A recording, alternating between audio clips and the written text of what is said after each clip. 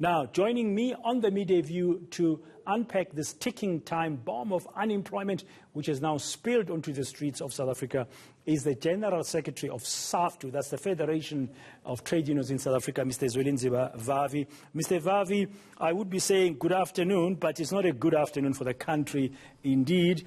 But when I was thinking about this interview, I remember you then as the General Secretary of COSATU, not once, not twice, on several occasions, on different platforms, standing up and warning the country that the youth unemployment was a ticking time bomb and that we had to do something. This time around, a protest started for the release of the former President Jacob Zuma from prison, and now it seemingly spiraled out of control, and we see dozens, hundreds of young South Africans in the streets attacking shops, looting. Is this what you were prophesizing about so many years ago? I think so, Bhutan. I think that many South Africans who have been on denial because they are not on the receiving end of that crisis of poverty, unemployment, and corruption and inequalities have been on denial, despite the several warnings that we have made that this is just not sustainable. You can't have a country rated the 5th in the world in terms of its wealth by the Citibank and the IMF, but that have a 63% unemployment rate for its youth that is below the age of 24.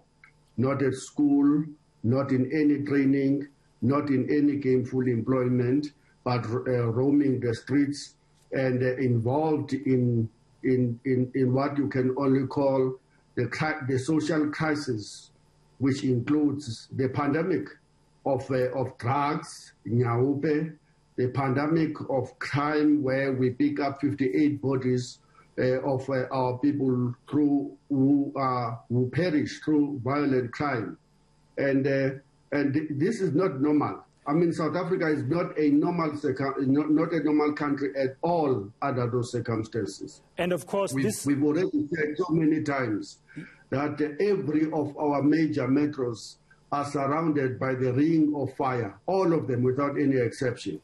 Now you needed to just have a spark, and the spark have happened. And we can only pray, all of us, that this thing doesn't go to each and every working class community and in each and every corner of this country, because no police, no army will be big and strong enough to be able to calm that situation down.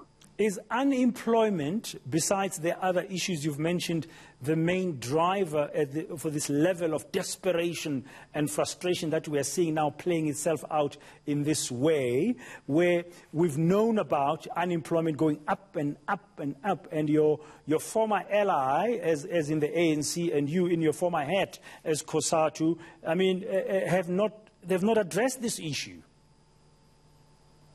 Absolutely. And it's now 27 years. It's getting worse. That's the point, comrade. Braten. The situation is getting worse day in and day out. I mean, we've now reached 63% of youth unemployment, almost 50% of the black people unemployed, 50% of the women unemployed, 43.2% of the overall or total unemployment rate in this country. And we argue in Saftu that too is an undercount, because those numbers do not include people who are selling oranges and or who are in the survivalist forms of periphery of the economy. We are in a very dire circumstances. The Zuma issue, as you say, was just a spark. The current destruction of property is all based on we want food, we want furniture, we want refrigerators, we want everything that we can lay our hands on in those shops. It has absolutely nothing to do with Free Zuma campaign at this moment. It's very clear. Where is the real problem? Because if the unemployment issue, especially of young South Africans has been growing over the years, and you've said now it's been 27 years. Where has there been a lack of political will to come up with appropriate, comprehensive solutions to address it, or is it a leadership problem? It's a combination of all. It's a lack of political will on the part of the ANC, leaders and government to accept that the policies they've pursued for the past 27 years have simply dismally failed to the black people, the youth and women in particular.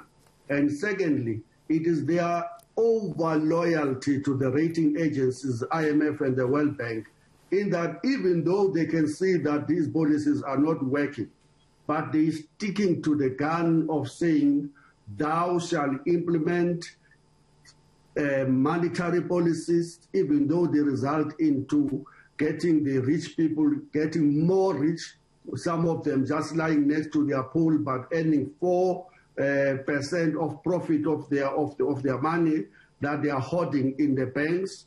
And secondly, thou shalt pay, if you are a corporate, even lower taxes, even though the demand for development demands that we should be doing the opposite. Thou shalt be allowed to take out billions, if not trillions of rands through illicit cash outflows. Thou shalt be allowed to dodge their responsibilities to taxes, because if we were to follow them, we may find out that very soon we ourselves, as the political leadership, who have shares in all of these companies, are standing in the dock. And thou shalt allow the status quo to continue. The landless shall continue to be the face of the black people. The propertyless will continue to be the face of the black people. We will just shout empty slogans of RET and do nothing about the crisis that have been engulfing our country for over 400 years of colonialism, capitalism, apartheid combined. Thank you very much, Zwelinzima Vavi. Very sobering words there. It is a crisis indeed. He is, of course, the General Secretary of the South African Federal of Trade Unions, Saftu.